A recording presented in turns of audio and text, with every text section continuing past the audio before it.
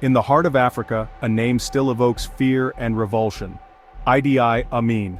Amin's reign was a stark illustration of the darkness that can grip a nation when power goes unchecked. His story is not just one of a dictator, but a cautionary tale for humanity itself.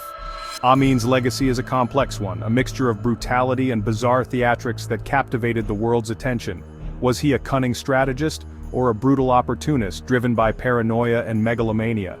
Whatever the answer, his impact on Uganda and the African continent is undeniable.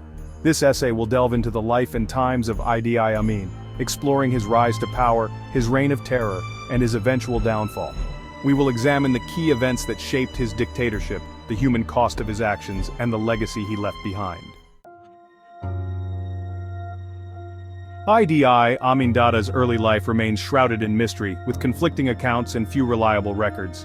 He was born in West Nile Province, Uganda, around 1925, into a poor Kakwa family. His upbringing was harsh, marked by poverty and a lack of formal education. In 1946 he joined the King's African Rifles, the British colonial army, as an assistant cook.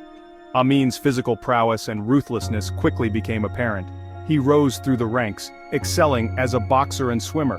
Amin's rise within the British Army was remarkable for a man of his background. These experiences instilled in him a thirst for power and a belief in military might.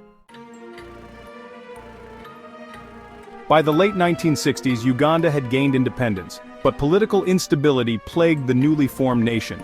Milton Obote, the country's first prime minister, faced growing opposition. Amin, now the head of the army, saw an opportunity to seize power. On January 25, 1971, while Obote was attending a Commonwealth summit in Singapore, Amin launched a military coup. The coup was swift and brutal. Amin's forces seized control of key government buildings, communication centers, and military installations. Obote, fearing for his life, fled into exile. Amin declared himself president of Uganda, suspending the constitution and dissolving the parliament. The international community, initially hesitant, gradually recognized Amin's regime. Behind the facade, however, a sinister transformation was taking place. Amin's rule quickly descended into a reign of terror. Paranoid and ruthless, he saw enemies everywhere. He created a climate of fear, eliminating threats to his power. In 1972, Amin ordered the expulsion of all Asians from Uganda, giving them 90 days to leave. This act uprooted tens of thousands, stripping them of homes and businesses. The impact on Uganda's economy was devastating. Businesses collapsed, industries halted, and the country plunged into chaos. Amin's reign extended beyond the Asian community. The State Research Bureau and Public Safety Unit tortured and murdered thousands. The economy continued to deteriorate under Amin's mismanagement. Uganda, once promising, was on the brink of collapse. Section 5. A world unsettled Amin on the global stage. Idi Amin's erratic behavior and grandiose pronouncements captivated and alarmed the international community. He fancied himself as a major player, often making outlandish claims and tirades against perceived enemies. Amin's foreign policy was a bizarre mix of anti-Western rhetoric and alliances of convenience.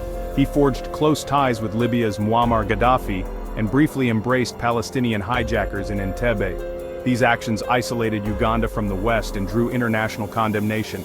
He declared himself the conqueror of the British Empire and gave himself grandiose titles. He even proposed moving the United Nations headquarters to Uganda. Amin's behavior and human rights abuses made him a pariah on the world stage. International condemnation grew and Uganda became increasingly isolated. Section 6. A legacy of blood atrocities under Amin's rule. The true extent of the atrocities committed under Idi Amin's rule may never be fully known. Estimates of the number of people killed during his 8-year reign vary widely, ranging from tens of thousands to hundreds of thousands. What is certain is that Amin's regime was responsible for widespread and systematic human rights abuses. Amin's security forces, operating with impunity, unleashed a campaign of terror against the Ugandan people. Torture was widespread and brutal, often resulting in death. Victims were subjected to horrific methods of torture, including beatings, burnings, mutilations, and being forced to eat human flesh.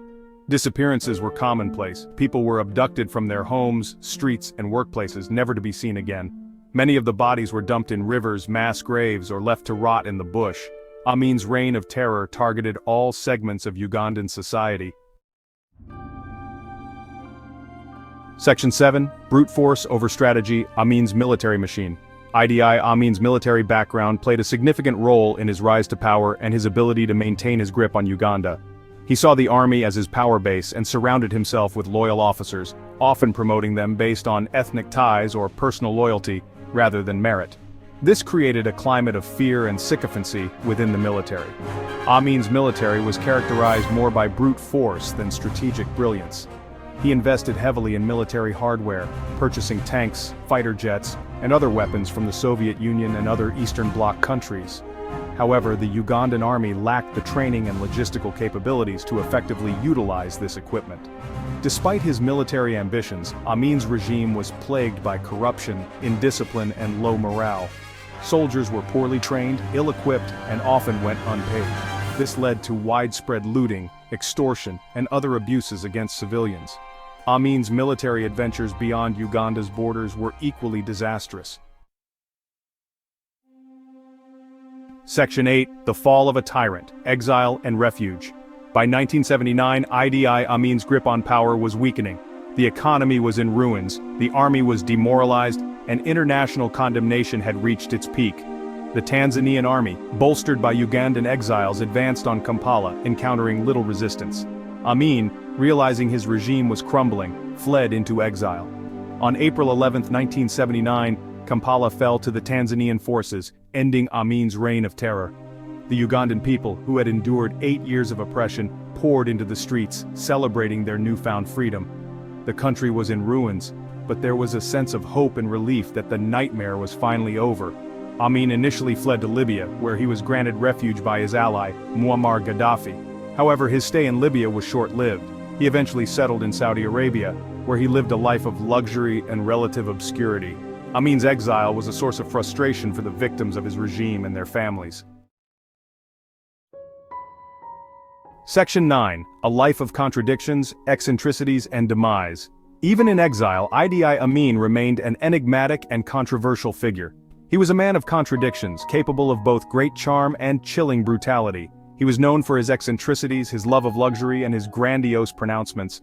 Yet, he was also a ruthless dictator responsible for the deaths of hundreds of thousands of people. Amin lived a life of luxury in Saudi Arabia, far removed from the suffering he had inflicted on Uganda. He reportedly spent his days watching television, reading the Quran, and swimming in his pool. He maintained a harem of wives and fathered dozens of children. In 2003, Amin's health deteriorated, and he was admitted to a hospital in Jeddah, Saudi Arabia. He died on August 16, 2003, at the age of 78. His death was met with mixed reactions in Uganda. Section 10, Scars on a Nation, Amin's Enduring Impact. Idi Amin's reign of terror left an enduring scar on Uganda. The country was devastated economically, socially, and psychologically. The infrastructure was in ruins, the economy was shattered, and the social fabric of society was torn apart. The trauma of Amin's rule continues to haunt Uganda today. The expulsion of the Asian community had a profound impact on Uganda's economy. Businesses were lost, industries collapsed, and the country lost a significant portion of its skilled workforce. The economic mismanagement and corruption under Amin's regime further exacerbated the situation, leaving Uganda impoverished and heavily in debt. The social impact of Amin's rule was equally devastating. The violence and terror created a climate of fear and mistrust. Families were torn apart, communities were shattered, and traditional values were eroded. Section 11, Conclusion, Remembering the Victims, Rebuilding Uganda, Idi. Amin's story is a chilling reminder of the human capacity for cruelty and the devastating consequences of unchecked power. His reign of terror left an indelible mark on Uganda, a legacy of violence, fear, and economic ruin. Yet, amidst the darkness, there is hope. Uganda has made remarkable strides in rebuilding itself from the ashes of Amin's dictatorship. The resilience of the Ugandan people, their determination to overcome adversity, and their commitment to justice are a testament to the enduring human spirit. The country has held elections, established democratic institutions, and experienced periods of economic growth. However, the journey to recovery is long and arduous. The scars of Amin's rule run deep, and the challenges facing Uganda are immense. Poverty, corruption, ethnic tensions, and the legacy of human rights abuses continue to hinder progress. It will take time, effort, and a commitment from all segments of society to heal the wounds of the past and build a brighter future.